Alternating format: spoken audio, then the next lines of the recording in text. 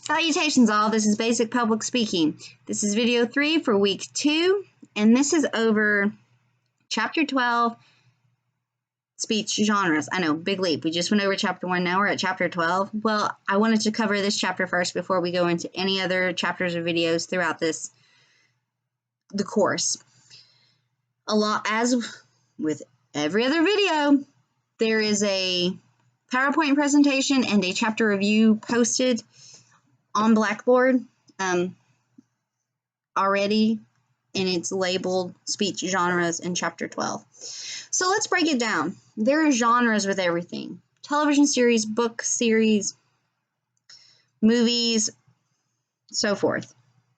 Now let's break it down and use my examples as movie genres. They let an audience know what the movie film is about. A thriller, a horror flick, a romance flick, an action flick, a fantasy film, a documentary. You know what you're getting into by the genre. Now, whether or not that film meets that expectation, you will have you as the audience leaving satisfied or dissatisfied. The same with books, the same with television series, what they fall under. If you go to a film and you're wanting to watch a romance film, you want to see someone fall in love. If you're going for a chick flick, you could be wanting to watch someone fall in love, or, the power of the female friendship, or, a good rom-com, if you would. Horror flicks, you want to be scared, you want to be, you want to have the palpitations, your heart racing, and all that stuff. Speech genres are the same. They let the audience know what's to be expected, as in what you expect the speech to be covering. Now, there are three basic genres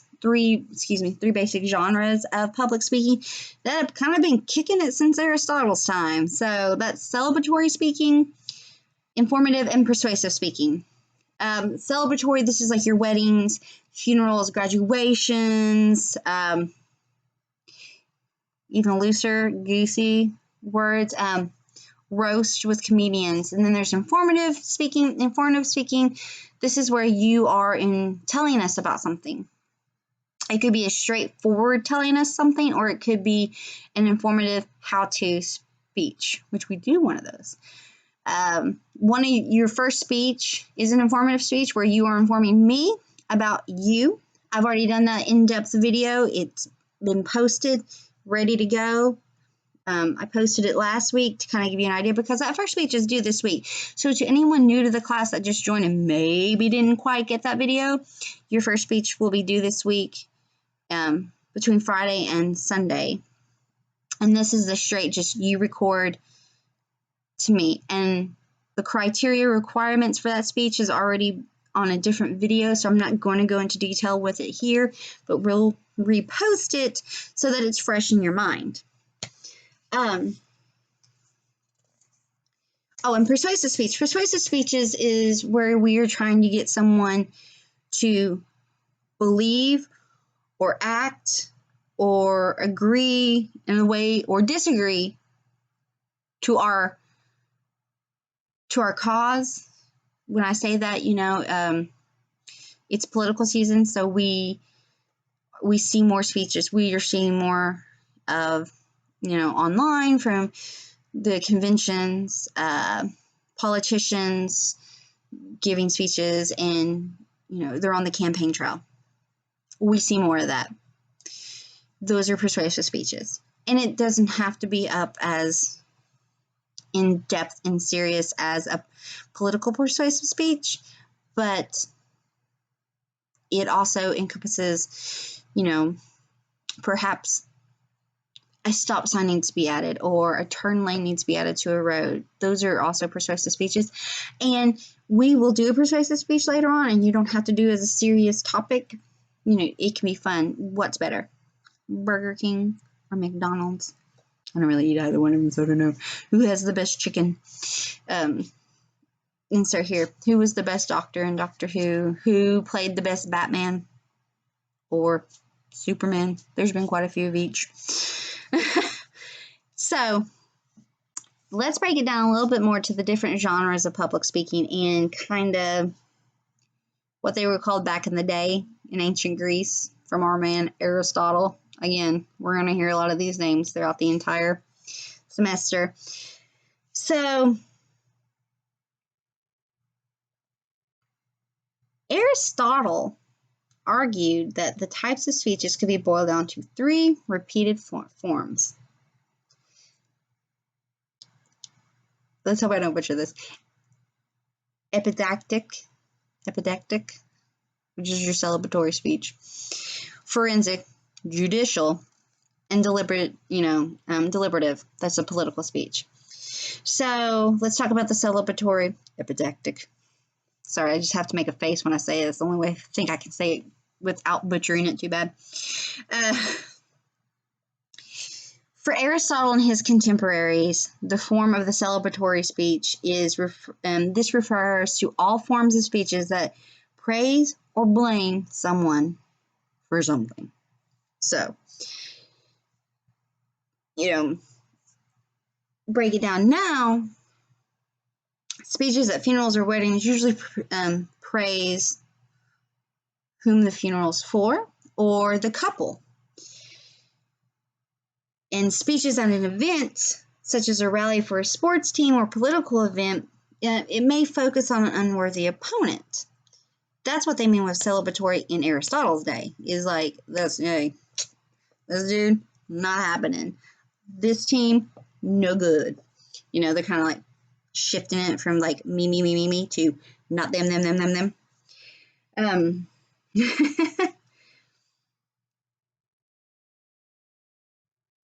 For Aristotle, during his time, celebratory speeches did not ask audiences to do anything, but sought to amplify the beliefs, attitudes, and values of the people there.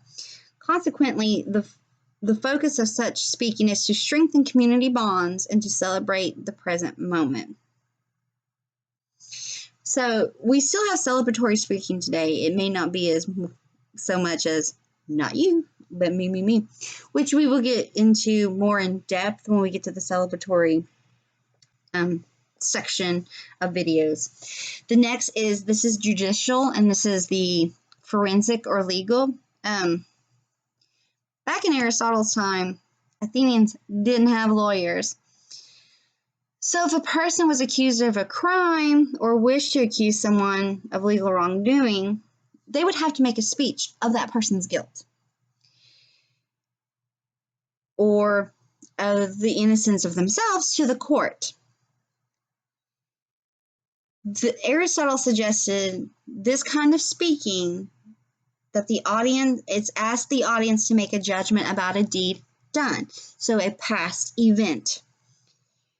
And that's how they were to find a person guilty or innocent.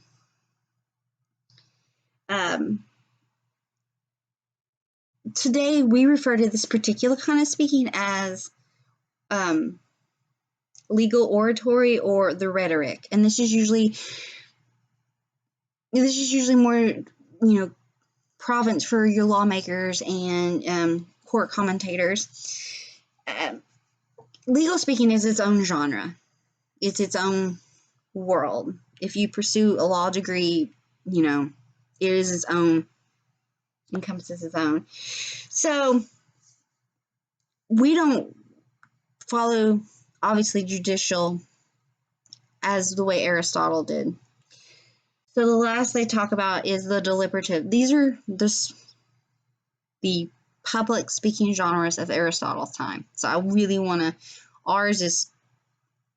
remember, ours aren't the same now. There's a deliberative or policy. This was the most important for Aristotle and his peers.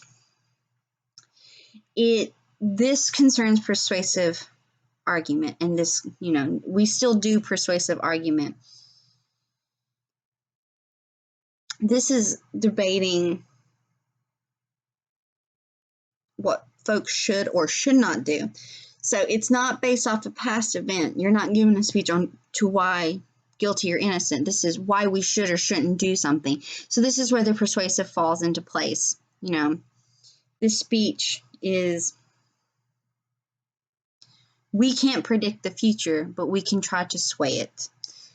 That was Aristotle's point of view, and the deliberative policy falls under the persuasive branch of public speaking today, of our main genres. So our genres are celebratory, informative, persuasive. Aristotle's and his peers back in the day was the epidactic, also celebratory, judicial, which is your forensic and legal, and that's not part of our three genres we have today. And then they had the deliberative or the policy, which just falls under our persuasive today. So,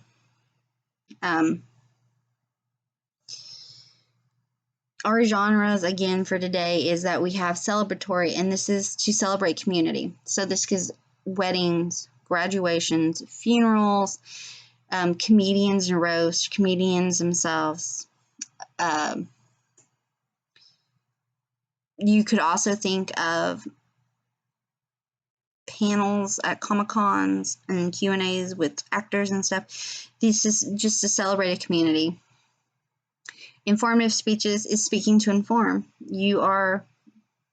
This is to tell us something that happened in the past. You could be given a speech on the Civil War or the Vietnam War or ancient Egypt or Samaria or the evolution of the political parties of the United States or the Founding Fathers or the history of secret societies.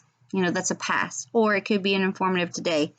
Maybe you're going to tell us about the best television series or book series or author or whatnot. And how-tos fall under this. So you can tell us how to change a tire, how to change oil, how to apply makeup, how to wear your seatbelt correctly. Sky's the limit here. But informative, you're telling us something. It could be past or present. And then there's their persuasive genre, and this is to induce change. Under persuasive, I don't know if you would call this, but speaking to change now kind of falls under persuasive genre, and this is where we're getting change. Or persuasive as in debate style as well. So this gives you your to and fro, back and forth, and it could be speaking to induce change. It could be something from, the start of the day should start at 9 o'clock at school and not at 8 o'clock, or we should go down to going to school only 4 days a week with a 3-day weekend. Up to more serious, political climate, socioeconomic climate. It's there. I won't dive into it much, but it's there. Those are persuasives, and speeches in that is for change. So those are what we are in today. Those are the speech genres of current times. Not a lot's changed too much from Aristotle's day, though. You have to admit, is that we have celebratory speaking. We're here to celebrate. We're here to honor. We're here to love. Informative. Tell us about something. Did it happen in the past? Is it happening now? Tell me how to do it. Please. I look forward to it. And persuasive speech. Change my mind. Tell me what you think and why I should also sway that way.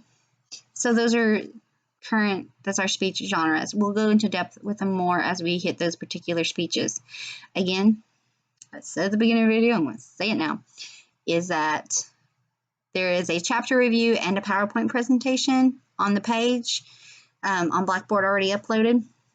Guys, ladies, gentlemen, students, my fellow human beings, if you have any questions or concerns over any of these videos or the upcoming speech this week, please, please, please reach out to me. You can shoot me an email. You can shoot me a text.